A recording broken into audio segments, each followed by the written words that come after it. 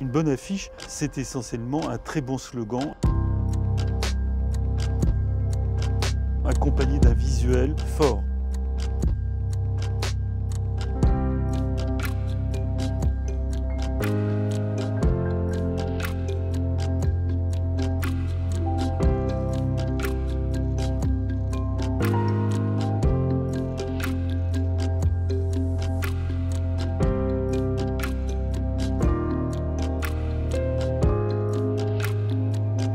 Ces affiches, elles s'adressent à la rue, s'adressent aussi aux militants eux-mêmes.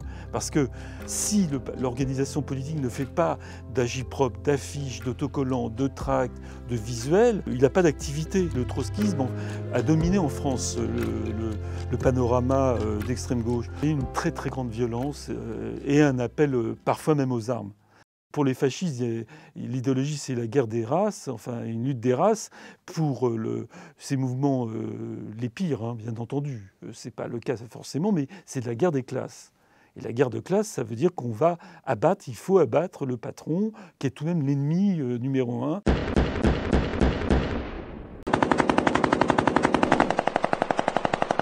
On n'en est pas arrivé là, mais en Italie, on est arrivé là. Les années de plomb, et en Allemagne aussi, on en est arrivé là avec la bande Abadère.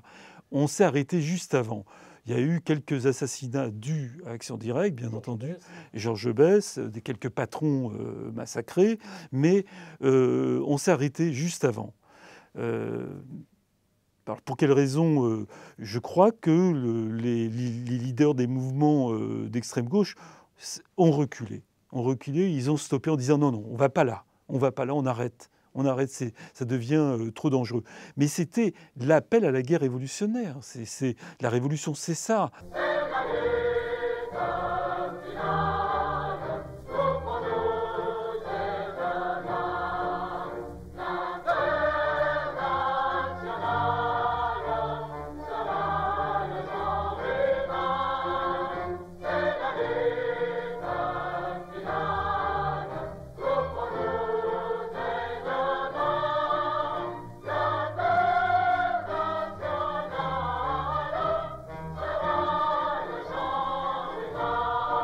Le gauchisme est une école de formation.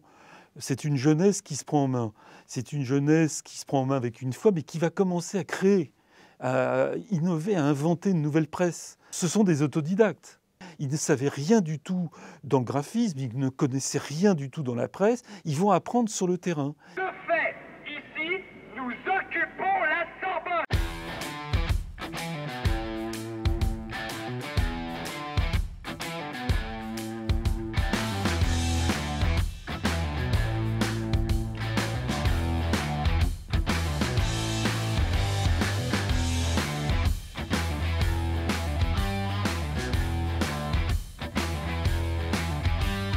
Les ficelles dans ces mouvements qui cherchent le conflit et qui vont essayer de le provoquer. Et c'est là où justement leur agipop était tout à fait exceptionnelle parce qu'elle a une force exceptionnelle.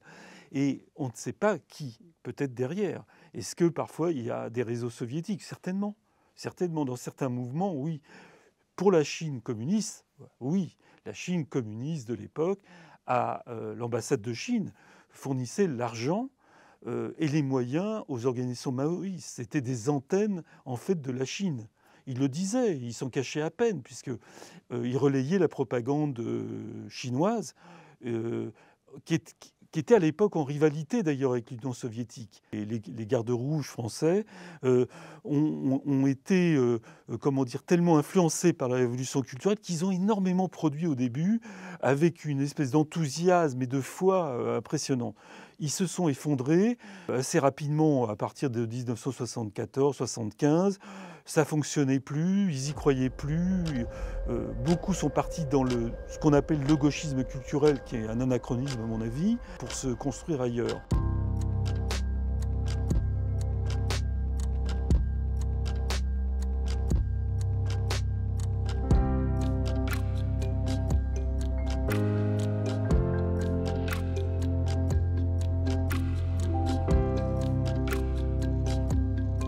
Certains membres de la gauche prolétarienne sont partis dans des camps d'entraînement palestiniens. C'était un soutien actif, pas qu'un soutien de papier.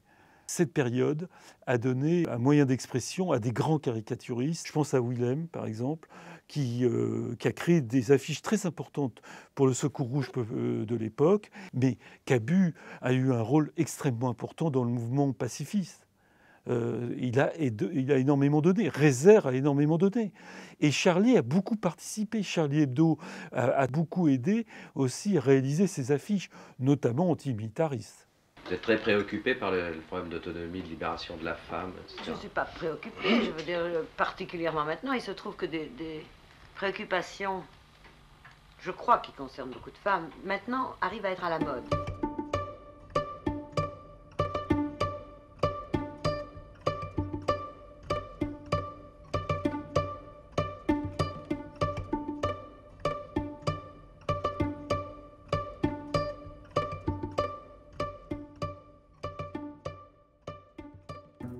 Le mouvement féministe s'est créé en opposition à l'esprit groupusculaire des organisations marxistes-léninistes. Les responsables politiques de ces organisations, trotskistes, maoïstes, anarchistes, disaient à l'époque que ça déviait finalement de la lutte de classe, en fait. Et elles se sont, à un moment donné, rebellées pour construire leur mouvement autonome de femmes.